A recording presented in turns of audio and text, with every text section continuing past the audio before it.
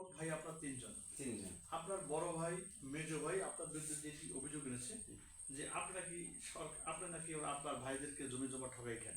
আসলে বিষয়টা কি রকমের বিষয়টা আপনি একটু খোলাসা করবেন কি? হ্যাঁ, আমি আমার বাবার প্রতি সম্পত্তি জি। এবং আমার কবলা সম্পত্তি মায়ের কবলা দেশে আর 4 বোনের সম্পত্তি আমার কাছে আছে।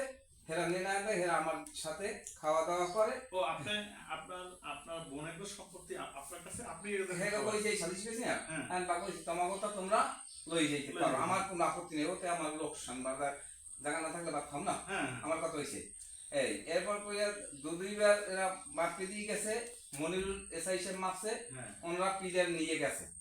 আমরা সাতদারা, আমার ওয়াইফে সাতদারা মামলা করছে, আমি বাড়ি ছিলাম না, তাহলে দাবাইছে দাম গাইছে। ওনারা সাতদারা মামলা দাবির মুসলিকে দিয়েছে। আমার প্রশ্ন আদালতে মামলা দরকার নেই, আপনাকে যে আদালত যে প্রাপ্য সম্পত্তি এবার কবলা এবং প্রত্যেক এবার আমি লিগ্যালে যে মামলা দিয়েছি মাননীয় জজ সাহেবের কাছে।